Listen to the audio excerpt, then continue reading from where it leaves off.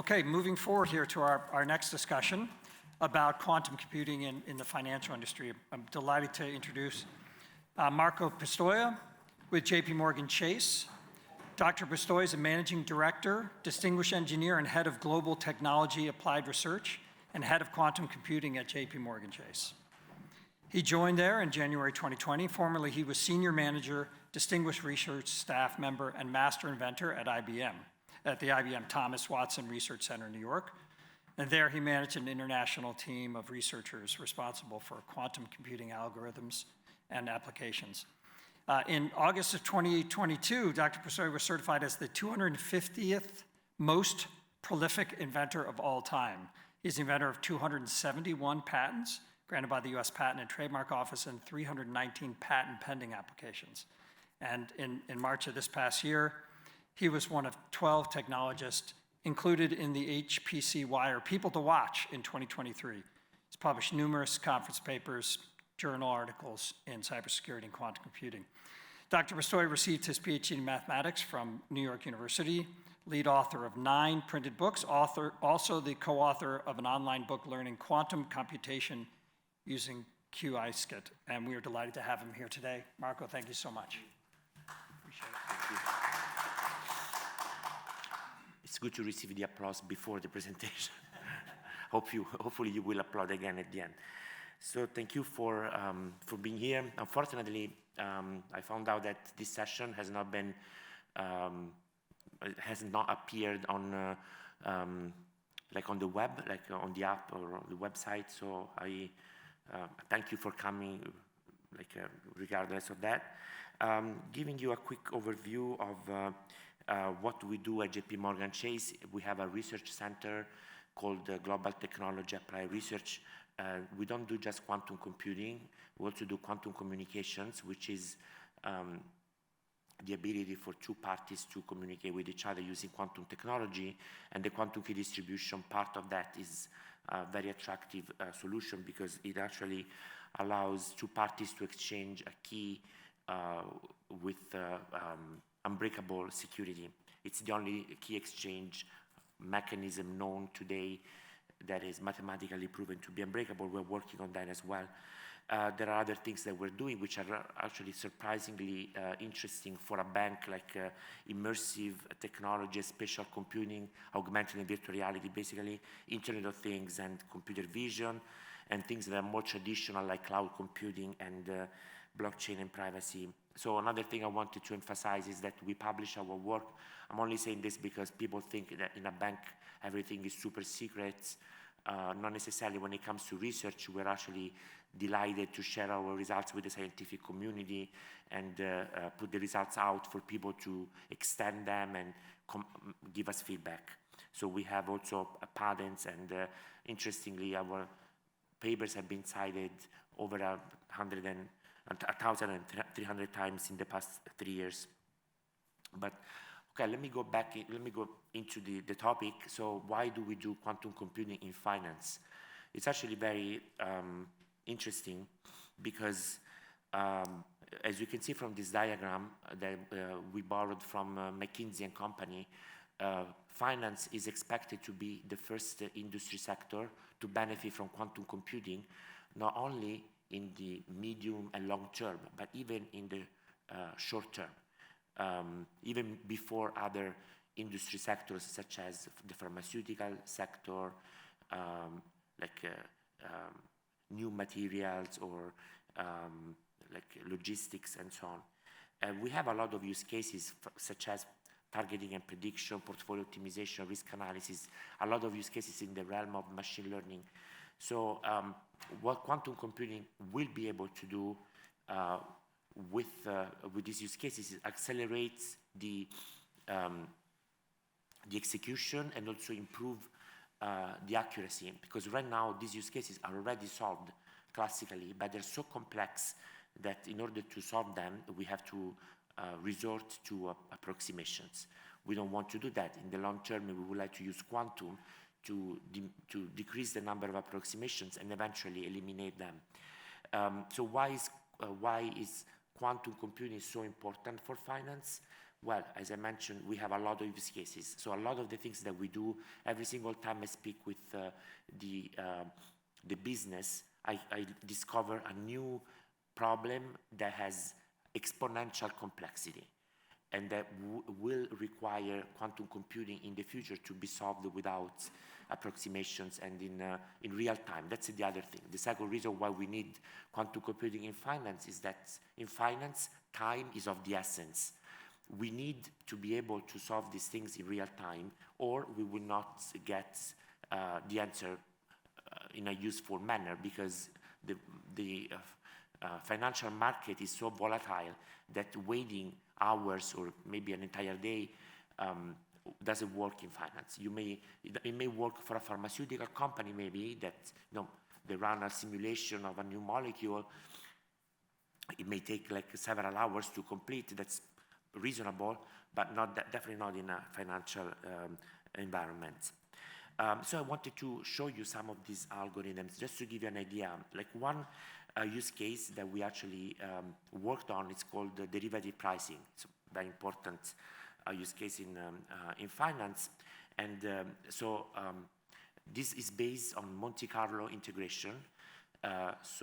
We actually, classically, we use classical Monte Carlo, and we were looking for an algorithm that would be able to do the same type of computation, so on a quantum computer. So it's like a quantum Monte Carlo, basically. And the algorithm is called amplitude estimation.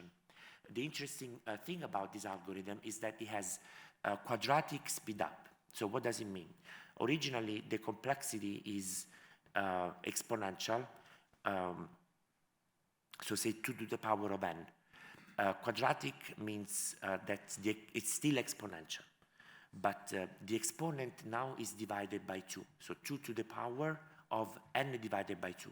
It's a big thing, by the way. So of course, we would like algorithms that take a problem with exponential complexity and reduce that complexity to polynomial. That would be like the ideal thing.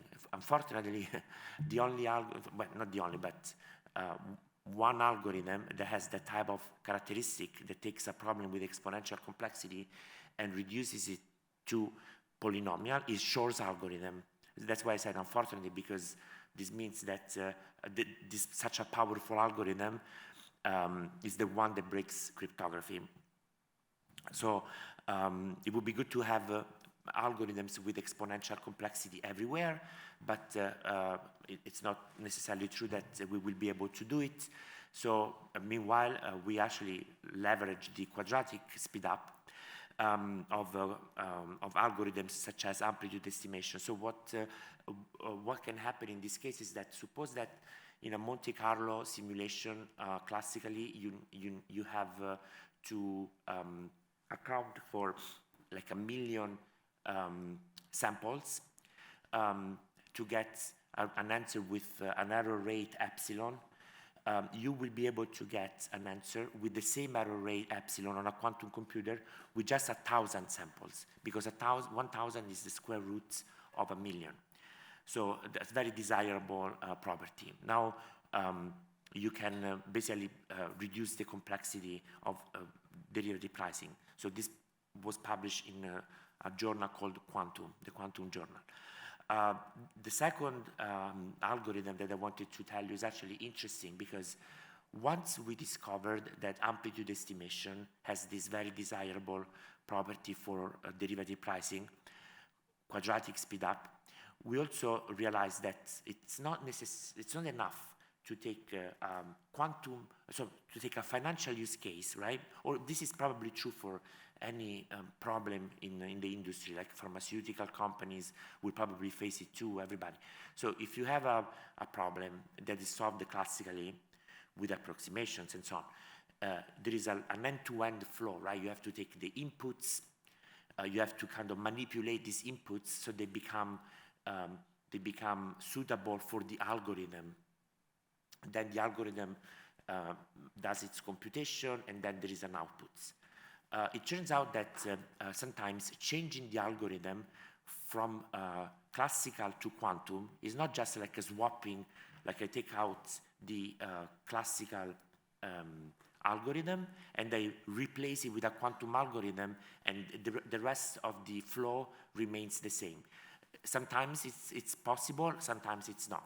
So it was not the case here. So once we understood that there is this new powerful algorithm, we also realized that the inputs to amplitude estimation required a lot of manipulations of the inputs, to the point that that basically negated the quadratic speed up of the algorithm, because this input manipulation had itself exponential complexity. So we created another algorithm for the manipulation of the inputs to the amplitude estimation algorithm. This one actually has exponential advantage, and we published that in the Quantum. So I think the lesson learned here is that there is not necessarily a one-to-one correspondence between a classical computational flow and a quantum computational flow. When you introduce a quantum algorithm, sometimes you end up having to change the entire flow, and with the probable, like not necessarily probable, but like there is a possibility that you will have to use quantum computing for other parts of the flow. And then classical computing is okay everywhere there is not any bottleneck. This one is another interesting example. I don't want you guys to feel too intimidated with the math here, but I just wanted to show you a couple of things. So this is a problem in the area of machine learning, and particularly in the area of natural language processing, NLP. What are we doing here? We're doing extractive text summarization, which basically means that we're taking documents, we are extracting like a summary of that document that is much shorter than the original document. So if you can see at the top, we say that we have a certain number of sentences, n.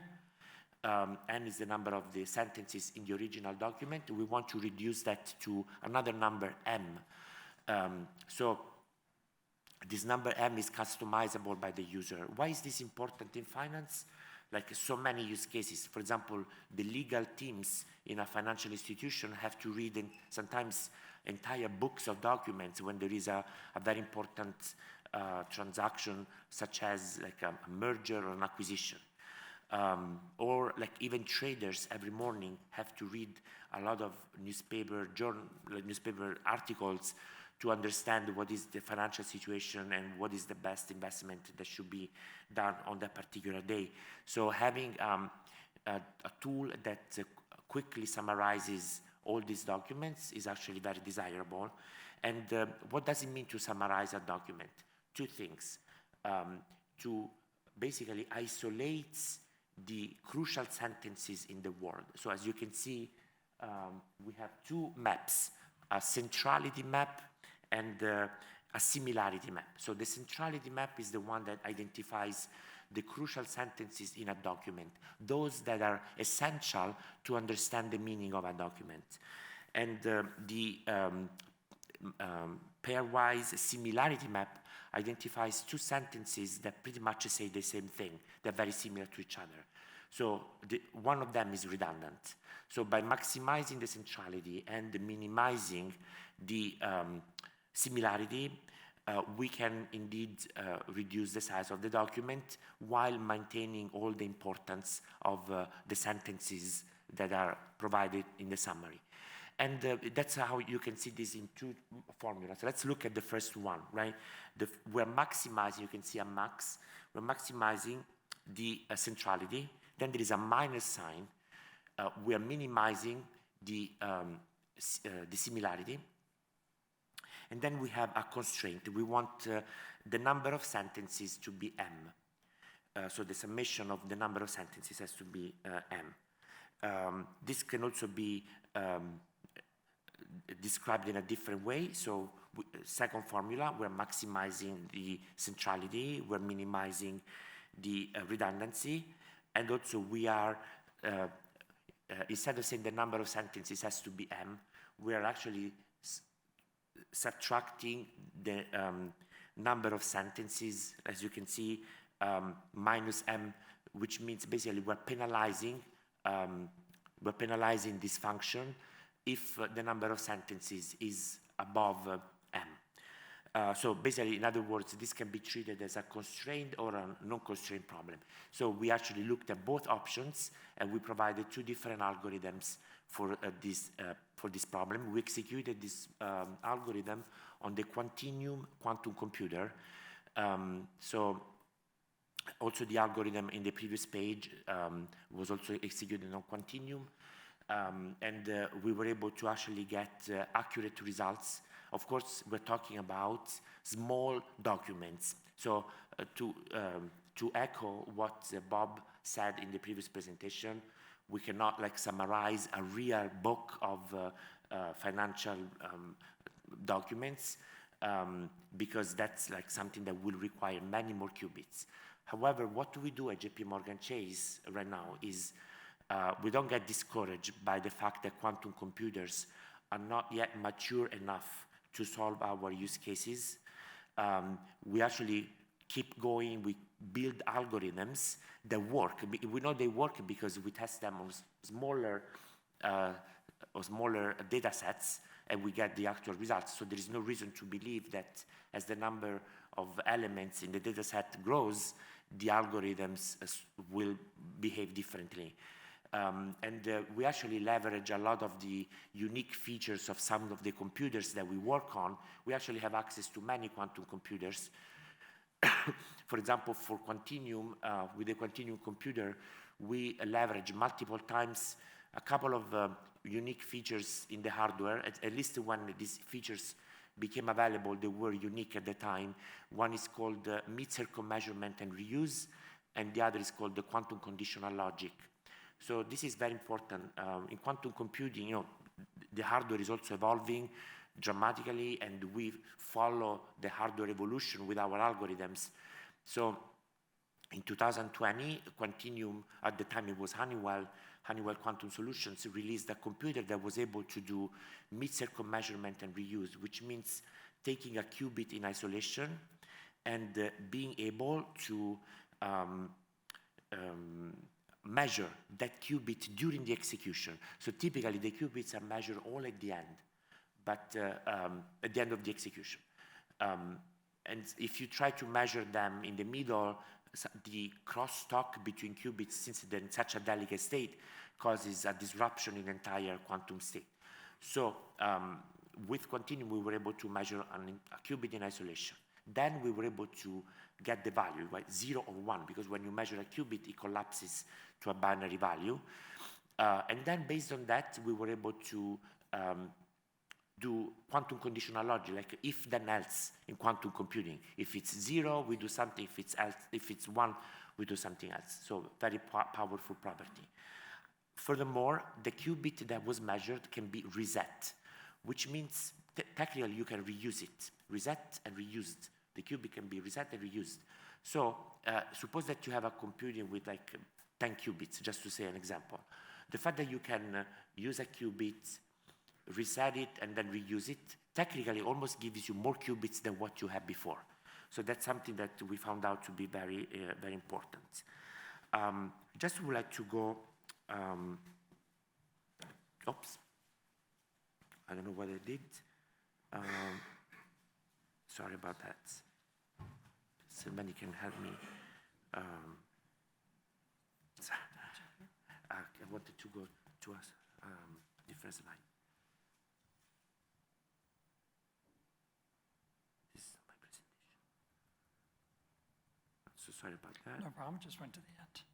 Oh, wait.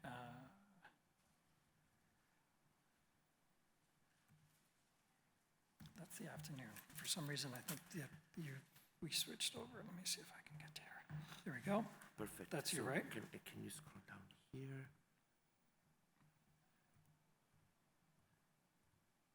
Yeah, this one, I wanted to focus on this slide Okay. here. And So we're running short here. yeah. If you don't mind. So one thing I wanted to mention is that we've also built a software stack. Very important to have a solid software stack in your work, because like unless you are a hardware provider, if you are instead like working on algorithms, it's very important to have a software infrastructure that allows you to execute algorithms, and it requires an interface, an application layer, an algorithmic layer, and then a circuit layer in which we use an open source compiler called the Qiskit, originally coming from Quantinuum. Qiskit allows for a circuit to be recompiled across different hardware providers, so we don't have to rewrite our algorithms every single time we switch to a different computer. And finally, I wanted to emphasize the work that we have done in collaboration with Toshiba and Siena. This was published in February of 2022, and for the first time. Then we had a paper published in a journal this year. We have been able to establish a connection between two endpoints in the network at a distance of 100 kilometers using quantum key distribution. As I mentioned before, the only key exchange mechanism mathematically proven to be secure. So knowing that quantum computing can break cryptography, JPMorgan Chase is adopting a double strategy, so doing both post-quantum cryptography and quantum key distribution, because each one has its own merits. Quantum key distribution, as I said, is mathematically proven to be unbreakable, so we will never have the issue of an algorithm being broken by classical or quantum computing. We are very much serious, we're very serious about quantum computing, but also about quantum key distribution, because we believe it's actually a very solid technology. It's even more mature than quantum computing. In fact, the quantum key distribution is already usable in production. Toshiba and other companies, such as ID Quantique, have quantum key distribution devices that are used already in several countries in the world, as you can see in this map, like Europe is using it, Singapore, South Korea, China. China has the longest quantum key distribution network in the world, and so on. So I really appreciate your attention, and I don't know if there is time for... Will you be around? Unfortunately, yes. We don't have time. I will be around for the whole day. You'll be here in the day. Okay. For the whole day. Thank you. Thank you. Thank you so much. Appreciate it. Thank you. Thank you.